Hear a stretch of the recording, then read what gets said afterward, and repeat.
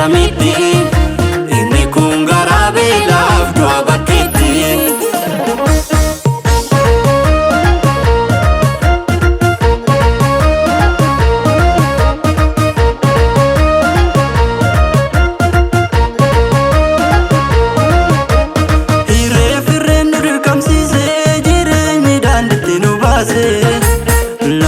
Lammiif jecha dhabuutu beekaa hedduullee dhabamsiise.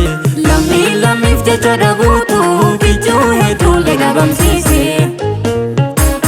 Qaamaan irrachuun ta'us carraa maaf walii yaaduun ta'e darraa. Nuti facaanee akka allaaduu maaf dhabne gomoo kan nu barbaadu. Nuti facaanee akka allaaduu maaf dhabne lammii kan nu barbaadu. Kan qabu guyyaatti torba nyaata nuti tokkummaa dhabne jibbaata. Aduun bona bokkaan ganaas nutti hammaate haalli jireenyaa nutti ulfaate. Osuma beeknus taane wallaala dhabne hundarraa dhama jaalala.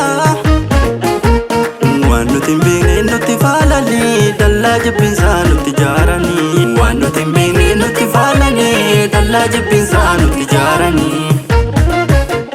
Dallaa jibbinsaa nutti jaaranii. Dallaa jibbinsaa nutti jaaranii. Dallaa jibbinsaa nutti jaaranii. Dallaa jibbinsaa nutti jaaranii.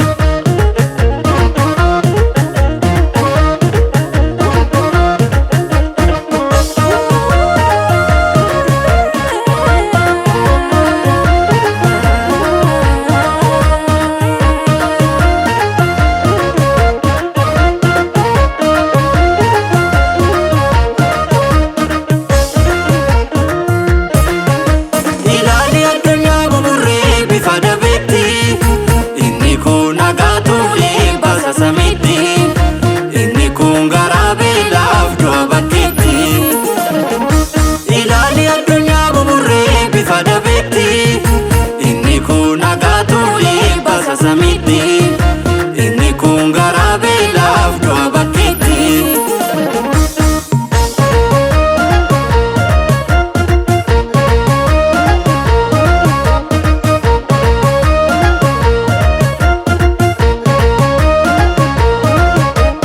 Boruuf ni keenya yoo jabaanne har'aa yoo yeroonis nu miite. Hunda agarreetti sarara keenye haalota cimoo hedduu dandeenye. Haalota cimoo hedduu dandeenye. Qaamaan irrachuun ta'us carraa maaf walii yaaduun ta'e darraa. Nuti facaanee akka allaaduu maaf dhabne gomoo kan nu barbaadu. Nuti facaanee akka allaaduu maaf dhabne lammii kan nu barbaadu. Kan qabu guyyaatti torba nyaata nuti tokkummaa dhabne jibbaata. Aduun bona bokkaan ganaas nutti hammaate haalli jireenyaa nutti ulfaate. Daandiirra ta'us jireenyi keenya jaalala malee hin beeknu hammeenya.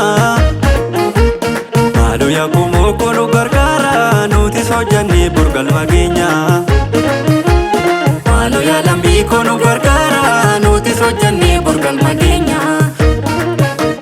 Maaloo yakkumoo koonu gargaara nuti hojjannee burgalma keenya.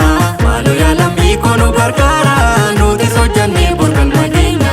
Nuti hojjannee burgalma keenya. Nuti hojjannee burgalma keenya. Nuti hojjannee burgalma keenya.